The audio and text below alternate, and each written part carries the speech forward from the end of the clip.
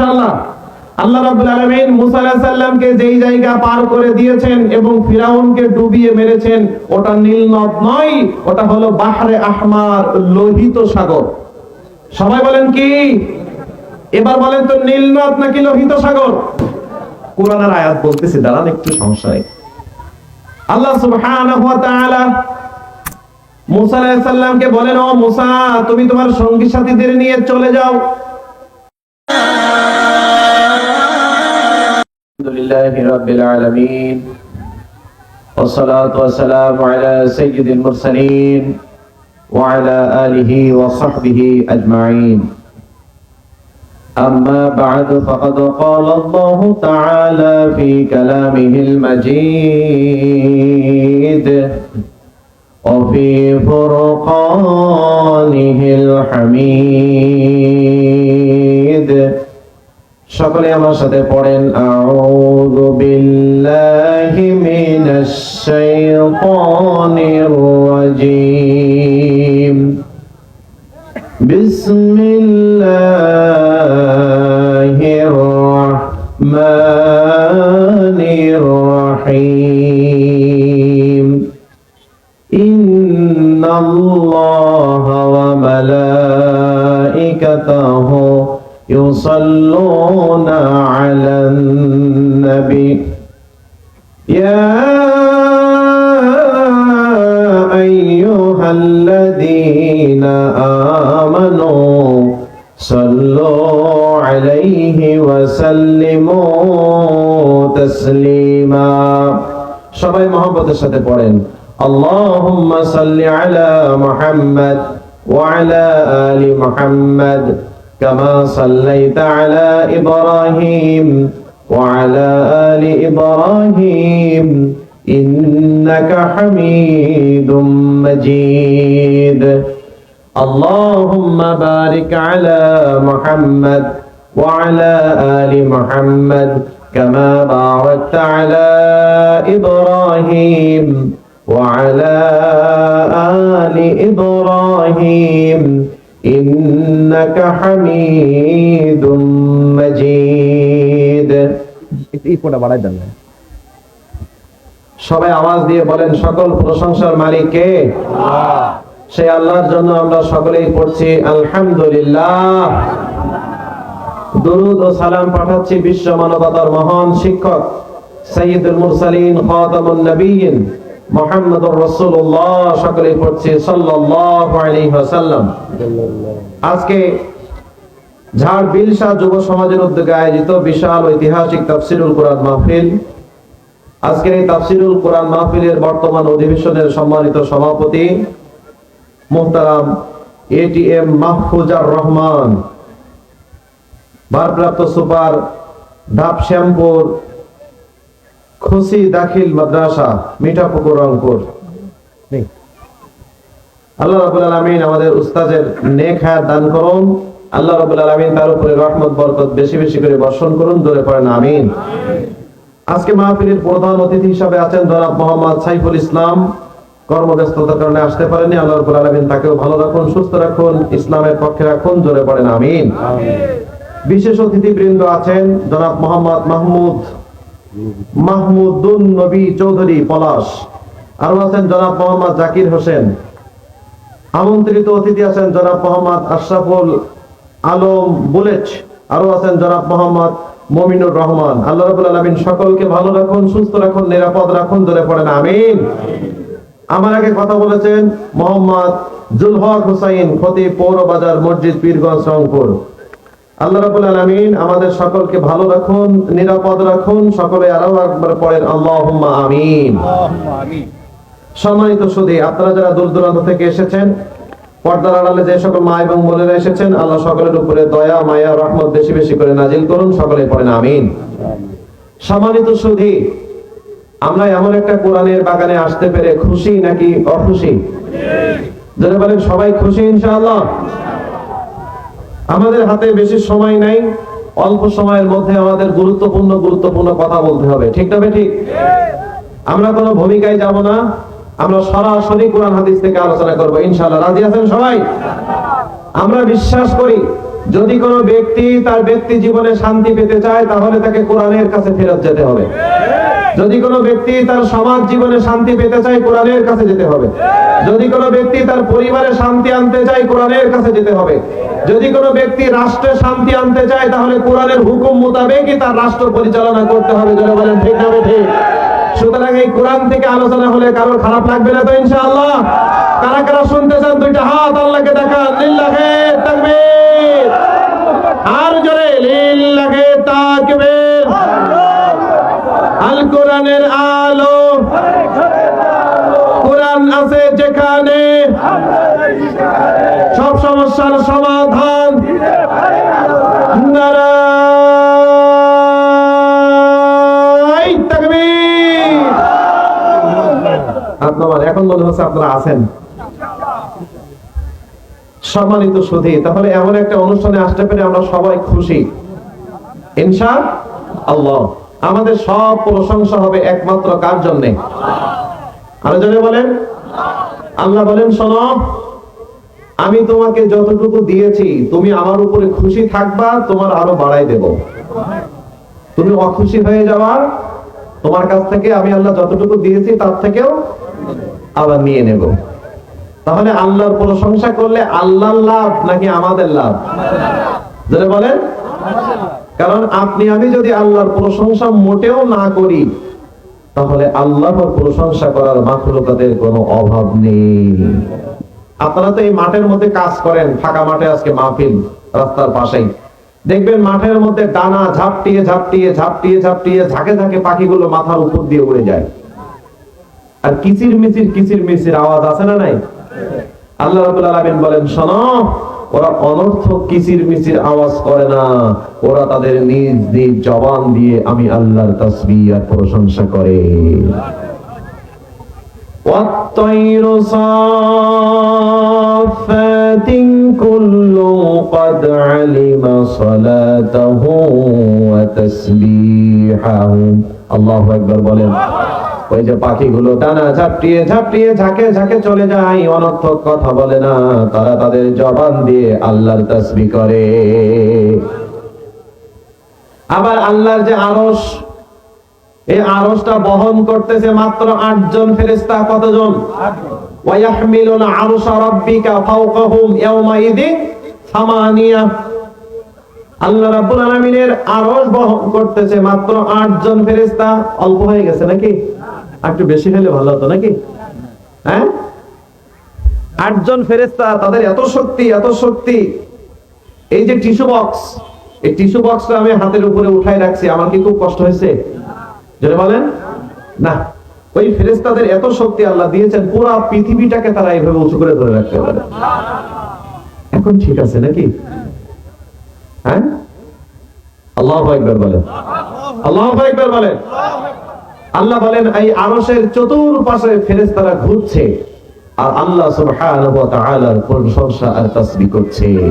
কারণ সব নিয়ামতের মালিক যিনি, তিনি কে? আজকে আমাদের আলোচনা হবে আল্লাহ যে নিয়ামত দিয়েছেন, নিয়ামত খাবো তার আর গুণগান গাবো তার, এই বিষয়ে ইনশাআল্লাহ।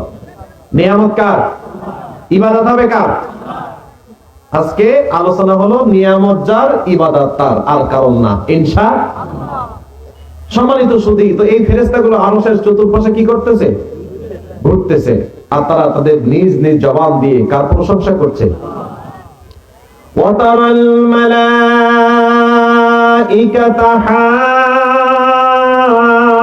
حَافِّينَ مِنْ حَوْلِ الْعَرْشِ يُسَبِّحُونَ بِحَمْدِ رَبِّهِمْ وَقُضِيَ بَيْنَهُمْ بِالْحَقِّ وَقِيلَ الْحَمْدُ لِلَّهِ رَبِّ الْعَالَمِينَ।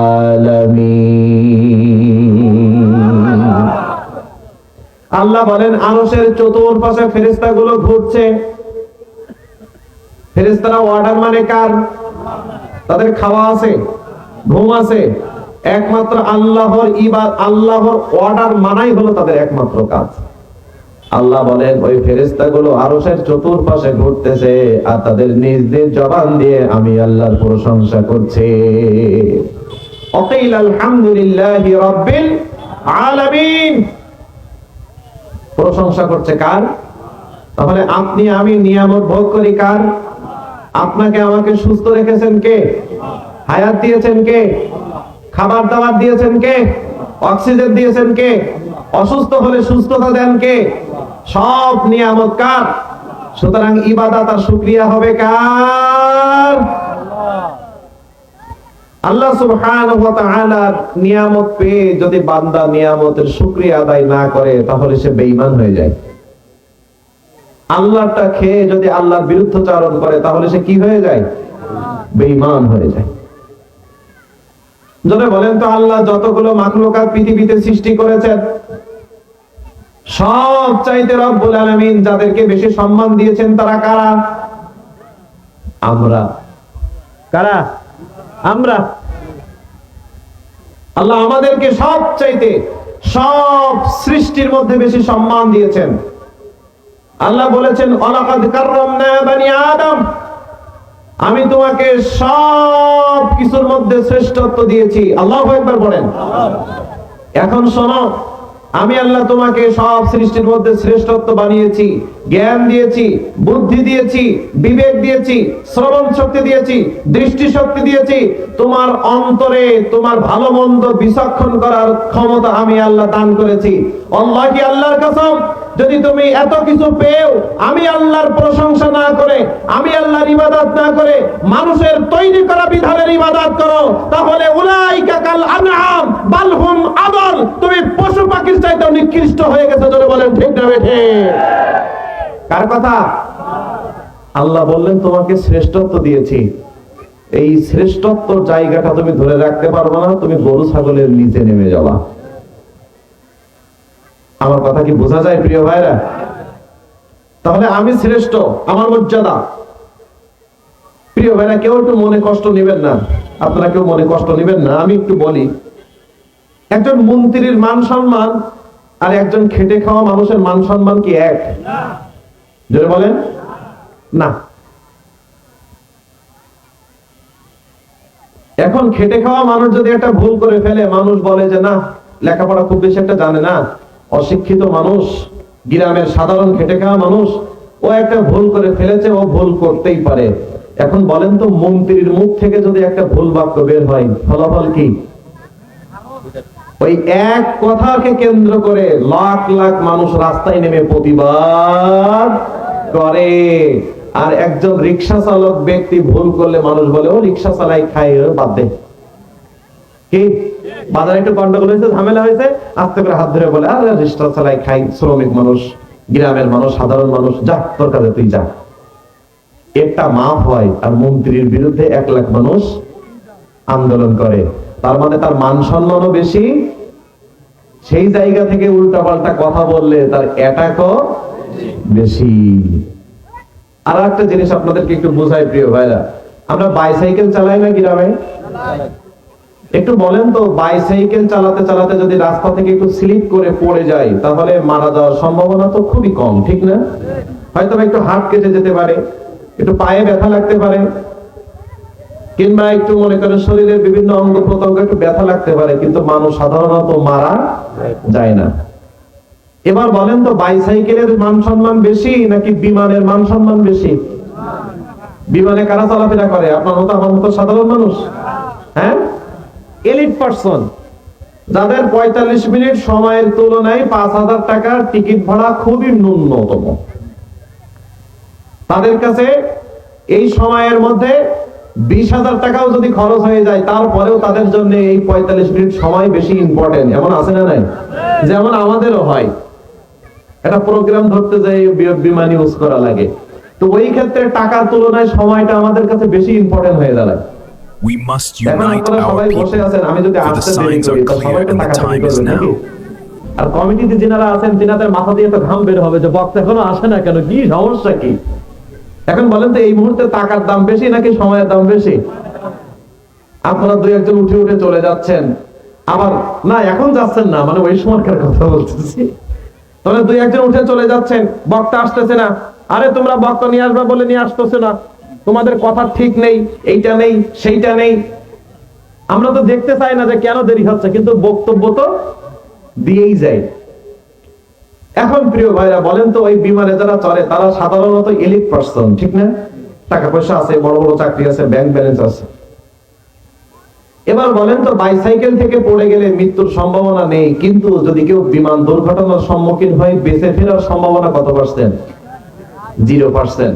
এমনও বিমান দুর্ঘটনা আমরা দেখেছি 110 জন 20 জন যাত্রী সবাই মারা গেছে, আছে না নেই? তাহলে বাইসাইকেলের মান মর্যাদা কম, সেখান থেকে পড়ে গেলে মারা যাওয়ার সম্ভাবনা কম। বিমানের মান মর্যাদা বেশি, সেখান থেকে পড়ে গেলে মৃত্যুর ঝুঁকিও বেশি। এটা গেল এক। আর একটু সহজ করে বলি, আপনাদের এলাকায় আপনারা সাধারণত কোন চাউলের ভাত বেশি খান? না না, এই নামটা কি? নামটা কি? হ্যাঁ, 32, হ্যাঁ 29 ধরেন, 29 ধরেন, 29 ধরেন। এই 29 চাউলের ভাত কিন্তু আজকে দুপুরে রান্না করে কালকে দুপুর পর্যন্ত পানি দিয়ে খাওয়া যায়, যায় নাকি যায় না? মনে করে রাতে খেয়েছেন, রাতে খেয়ে আপনার স্ত্রী পানি দিয়ে রাখছে, সকালেও খেয়ে মাঠে চলে গেছেন, মাঠ থেকে বাসায় এসে এত ক্ষুধা, স্ত্রীকে বলতেছেন খাবারের কিছু আছে? কয় কালকে দুপুরের ভাত রান্না করা এই পানি দেওয়া আছে, কয় ওইটাই দাও। আপনি কল চেপে চেপে একটু সুন্দর করে ধুয়ে কাঁচামরিচ পেঁয়াজ দিয়ে খেয়ে নিলেন। এই চাউলের কেজি কত? 50। এবার একটু বলেন তো প্রিয় ভাইরা, বিরিয়ানি পোলোয়া চাউলের কেজি কত? একটু ভালো মানে নিতে গেলে 150। তো আপনার এই 29-এর মান মর্যাদা বেশি নাকি পোলোয়া চাউলের মান মর্যাদা বেশি? বেশি। এবার বলেন তো, আজকে দুপুরে পোলোয়া চাল রান্না করেছেন, দুপুরে খাবার দাবার খাইছেন, বিকালে দিয়ে হাত দিয়ে দেখতেছেন একটু পানি পানি ভাব, সন্ধ্যার পরে দেখতেছেন আর একটু পানি পানি ভাব, যত নাড়া দিবেন তত গন্ধ বের হবে। এখন বলেন তো প্রিয় ভাইরা, এই ভাতটা, এই চাউলটা কি একটু পানি দিয়ে ধুয়ে খাওয়ার কোনো সম্ভাবনা সুযোগ আছে? জীবনে করে কোনদিন কেউ খেয়েছেন যে বিরিয়ানির চাউল গন্ধ হয়ে গেছে একটু পানি দিয়ে ধুয়ে খাওয়া যায়? খাইছেন কখনো? আল্লাহি আল্লাহর কসম, 29 চাউলের মান মর্যাদা কম, তাই তার নষ্ট হওয়ার সম্ভাবনা কম। পোলোয়ার চাউলের মান মর্যাদা বেশি, আর ওর জায়গা থেকে যদি তার গুণগত মান নষ্ট হয়ে যায় তাহলে তার তাড়াতাড়ি বাগানে যাওয়ার সম্ভাবনা বেশি, ডাস্টবিনে যাওয়ার সম্ভাবনা বেশি। আল্লাহি আল্লাহর কসম, তাই যদি হয় তাহলে তাম পৃথিবীর মানুষের মধ্যে, তাম পৃথিবীর সব সৃষ্টির মধ্যে আল্লাহ মানুষকে সবার উপরে সম্মান দিয়েছেন। যদি বলেন ঠিক না ঠিক? আর এই সম্মানের জায়গা থেকে যদি কেউ সম্মান না ধরে রাখতে পারে, যদি কেউ আল্লাহর বিরোধিতা করে, যদি কেউ ইসলামের বিরোধিতা করে, যদি কেউ কোরআনের বিরোধিতা করে, যদি কেউ আল্লাহর একাত্মবাদের বিরোধিতা করে, আল্লাহি আল্লাহর কসম, তার মান মর্যাদা নষ্ট হওয়ার সম্ভাবনা বেশি। এমনকি আল্লাহ তাকে গরু ছাগলের চাইতেও নিচে নামিয়েছেন। জিল্লায় বলেন ঠিক না ঠিক? তাহলে সম্মান যত বেশি, সম্মানের জায়গায় টিকে না থাকতে পারলে তার অপদস্থ। সাউন্ডটা ক্লিয়ার দিচ্ছে না। সম্মানিত সুধী, স্মুথ সাউন্ড হচ্ছে না, একটু জোরে কথা বললে আর সার্ভিস দিয়ে রাখতেছে, একটু দাও, বাড়াও, দেখো কিছু করা যায় কিনা। সম্মানিত সুধী, তাহলে আমরাই সেরা, সেরা জায়গাটা ধরে না রাখতে পারলে একেবারে নিচে। সুতরাং আমরা যেহেতু সেরা, আমাদের কাজ করতে হবে সেরা সেরা। ধরে বলেন ঠিক না ঠিক? যদি এখান থেকে অপদস্থ জায়গায় চলে যায়, যদি আমরা ইমানটা ধরে না রাখতে পারি, যদি আমরা আল্লাহর ভয় ধরে না রাখতে পারি, যদি আমরা জান্নাতের আশা না করে জাহান্নাম থেকে বাঁচার কাজ না করতে পারি, আল্লাহি আল্লাহর কসম, কিয়ামতের দিন কিন্তু কঠিন পরিস্থিতির সম্মুখীন আমাদের হতে হবে। ওই জন্য রব্বুল আলামিন বলেন, শোনো, তোমরা ইবাদত করবা আমি আল্লাহর, কারণ প্রত্যেকটা নিয়ামত আমি আল্লাহ তোমাদেরকে দান করেছি। তুমি ক্ষুধার্ত, তোমার পেটে ক্ষুধা নাই, আল্লাযী হুয়া ইত'ইমুনি ওয়া ইয়াসকিন। তুমি ক্ষুধার্ত, আমি আল্লাহ রাব্বুল আলামিন তোমাকে খাবার দিয়েছি, অন্য কেউ দেয় নাই। তুমি অসুস্থ, কেউ তোমাকে সুস্থতা দেয় নাই। ওয়া ইযা মারিদতু ফাহুয়া ইয়াশফিন। আমি আল্লাহ তোমাকে সুস্থতা দান করেছি, এটা অন্য কেউ দেয় নাই। সুতরাং আমি আল্লাহ তোমাকে খাওয়ালাম, আমি আল্লাহ তোমাকে সুস্থ রাখলাম, আমি আল্লাহ তোমাকে চক্ষু দান করলাম, কান দান করলাম, তোমাকে অন্তরকরণ দান করলাম। সুতরাং ইবাদত আর গোলামি দাসত্ব করবা একমাত্র আমি আল্লাহর, মানব রচিত তৈরি করা মতবাদের দাসত্ব চলবে না। যদি আল্লাহর দাসত্ব বাদ দিয়ে মানুষের দাসত্ব করো, তাহলে তোমার জন্য চরম জাহান্নাম অপেক্ষমান।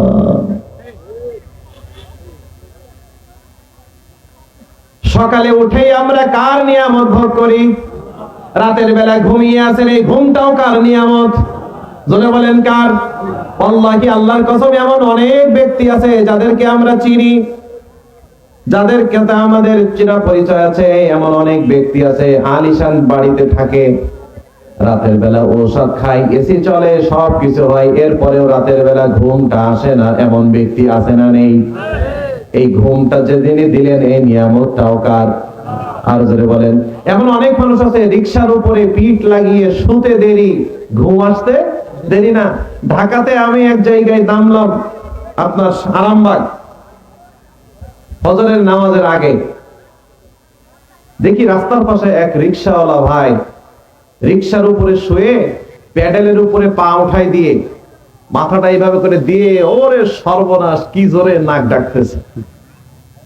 আমি ওনার দিকে তাকালাম আর মনে করলাম, আল্লাহ, এই মুহূর্তে যদি পৃথিবীতে সুখী মানুষের তালিকা করা হয়, তাহলে এই ব্যক্তিকে মনে হয় বাদ দেওয়া যাবে না। সেখানে গাড়ির হরেন, ট্রাক, বাস, পিকআপ, মাইক্রো, আপনি কান ঝালাপালা হয়ে যাবে। আর এই জায়গার মধ্যে মনে হচ্ছে যে ট্রাকের হরেনের চাইতে তার নাক ডাকার শব্দ বেশি।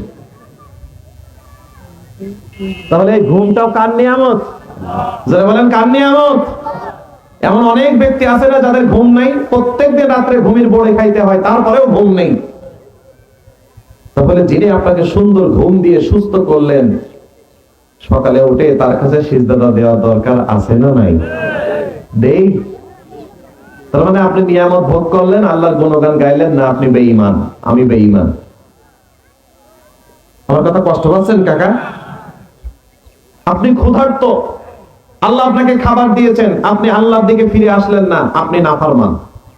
আপনি অসুস্থ, অসুস্থ হয়ে গেলে দেখবেন মানুষ আল্লাহকে কি পরিমাণ ডাকে। একটু মাথা যন্ত্রণা, একটু বুকের ব্যথা, একটু পেটের ব্যথা, একটু জ্বর, আল্লাহ বাঁচাও, আল্লাহ বাঁচাও, আল্লাহ বাঁচাও, আল্লাহ তুমি ছাড়া আর কেউ নেই। ওই ব্যক্তি যখন সুস্থ হয়ে গেছে, তখন আল্লাহর নামটা ওর মনের ভুলেও মনে পড়ে না। এমন নাফরমান বেঈমান ব্যক্তি আছে না? ওই জন্য আল্লাহর হাবিব সাল্লাল্লাহু আলাইহি ওয়াসাল্লাম বলেন, শোনো, তাআররাফ ইলাল্লাহি ফির রাখা ইয়ারিফকা ফিশ শিদ্দা। খেয়াল করে শুনেন, মুহাম্মদুর রাসূলুল্লাহ সাল্লাল্লাহু আলাইহি ওয়াসাল্লাম বলেন, শোনো, তোমরা তোমাদের সুখের দিনে তুমি আল্লাহকে ভুলে যাবা, তুমি যেই দিন দুঃখের মধ্যে থাকবা, তোমার আল্লাহ সেই দিন তোমাকে ভুলে যাবে।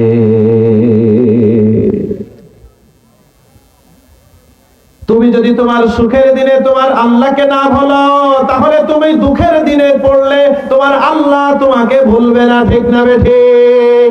যেমন বলে নাই হযরত ইব্রাহিম আলাইহিস সালাতু ওয়াস সালামকে, কে কোন জায়গায়? নমরুদের আগুনের মধ্যে। আল্লাহু আকবার। ইব্রাহিম আলাইহিস সালাতু ওয়াস সালাম আল্লাহকে ভুলে নাই, আল্লাহ ইব্রাহিম আলাইহিস সালাম তার খলিলকে ভুলে নাই। আগুনকে বলেছেন, নারু ইয়া কুল নারু কুলনা ইয়া নারু কুনি বারদাও ওয়া সালামান আলা ইব্রাহিম।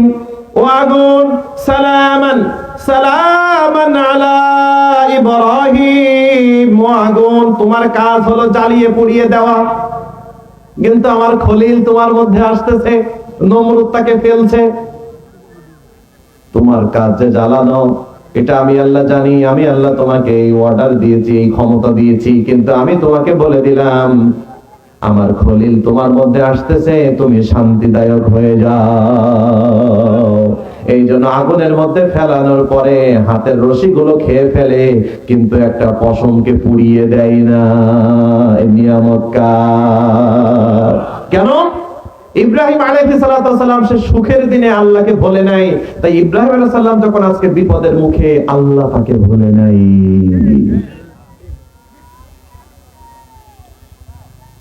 আল্লাহি, আল্লাহর কসম, যদি আপনি সুখের দিনে আল্লাহকে ভুলে যান, দুঃখের দিনে আল্লাহ যদি আপনাকে আমাকে ভুলে যায়, তাহলে বিপদ থেকে উদ্ধার করবে কে?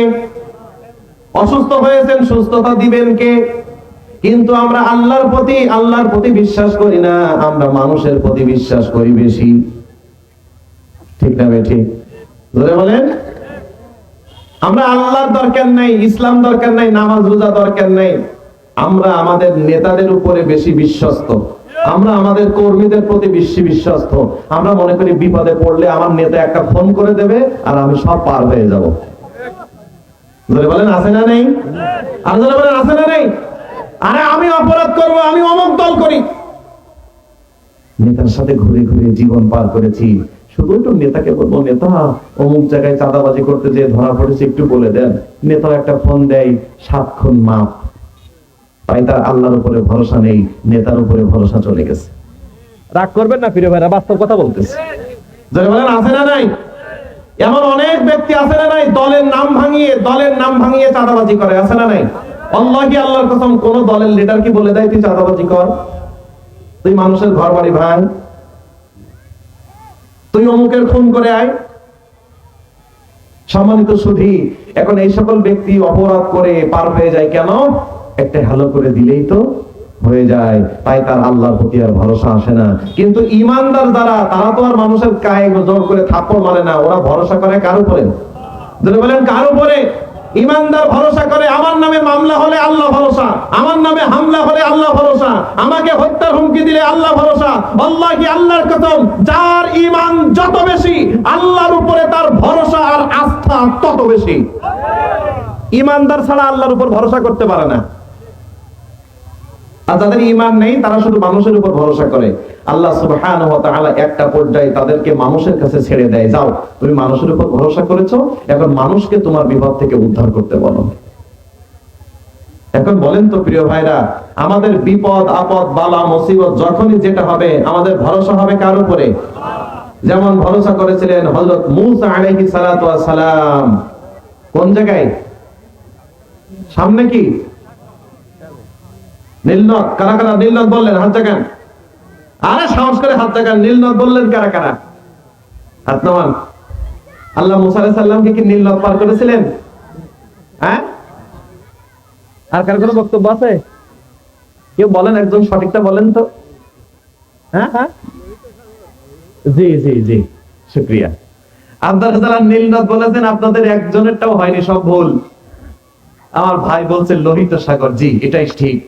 আল্লাহ সুবহানাহু ওয়া তাআলা মুসা আলাইহিস সালামকে যেই সমুদ্র পার করেছিলেন, ওটা হলো বাহরে আহমার, লোহিত সাগর, নীলনদ নয়। সারা জীবন জানে কি? হ্যাঁ, কথা বলেন প্রিয় ভাইরা, সারা জীবন কি জানি? নীলনদ। এটা মুখে মুখে শুনে আসতেছি। আল্লাহি, আল্লাহর কসম, আজকে থেকে আর ভুলবেন ইনশাআল্লাহ। আল্লাহ রাব্বুল আলামিন মুসা আলাইহিস সালামকে যেই জায়গা পার করে দিয়েছেন এবং ফিরাউনকে ডুবিয়ে মেরেছেন, ওটা নীলনদ নয়, ওটা হলো বাহরে আহমার, লোহিত সাগর। সবাই বলেন কি? এবার বলেন তো, নীলনদ নাকি লোহিত সাগর? কোরআনের আয়াত বলতেছি, দাঁড়ান একটু সমস্যায়। আল্লাহ সুবহানাহু ওয়া তাআলা মুসা আলাইহিস সালামকে বলেন, ও মুসা, তুমি তোমার সঙ্গী সাথীদের নিয়ে চলে যাও। এই খবর ফিরাউনের কাছে চলে গেছে। ফিরাউন তো তার মাথায় আর কাজ করে না, কি মুসা চলে যায়, ওকে ধরো আর মারো, ধরতে হবে, মারতে হবে। ওই বাহিনীর নেতৃত্ব দিচ্ছেন ফিরাউন নিজেই। সামনে পথ চলতেছে, আল্লাহু আকবার বলেন। পথ চলতে চলতে সামনে বিশাল বড় নীলনদ। কথা বলেন ভাই, কি? আলহামদুলিল্লাহ। সামনে বিশাল বড় সাগর, লোহিত সাগর, আর পিছনে কার বাহিনী? যদি বলেন কার বাহিনী? ফিরাউনের বাহিনী পিছনে, সামনে সাগর, যাব কই? মুসা আলাইহিস সালামের সঙ্গী সাথীরা বলতেছে, ও মুসা, ইন্না লামুদরাকুন, আমরা তো আটকা পড়ে গেলাম, ঈমান এনেই তো বিপদে পড়লাম, এখন তো আমাদের মৃত্যু ছাড়া কিছুই নেই। সামনে সাগর, পিছনে জালেম। ফিরাউনের কথা হলো ধরতে পারলে মৃত্যুদণ্ড, কোনো আপিল করার সুযোগ নেই। মুসা আলাইহিস সালাম ওই মুহূর্তে বললেন, কাল্লা, কখনো নয়, হতেই পারে না, অসম্ভব। ইন্না মাইয়া রব্বি সায়াহদিন, নিশ্চয় আমার রব আমাদের সাথে আছেন আর তিনি আমাদেরকে পথ দেখাবেন। চিল্লায় পড়েন আল্লাহু আকবার। আপনি হইলে কি বলতেন? আগে থেকে বলতেন, নেতা আমি আত্মসমর্পণ করলাম, আমি জীবনে কোনোদিন আর আল্লাহর পক্ষে দাঁড়াবো না, রাসূলের পক্ষে দাঁড়াবো না, ইসলামের পক্ষে দাঁড়াবো না। ওই জন্য একটা মামলার ভয় দেখালেই নামাজি মুসা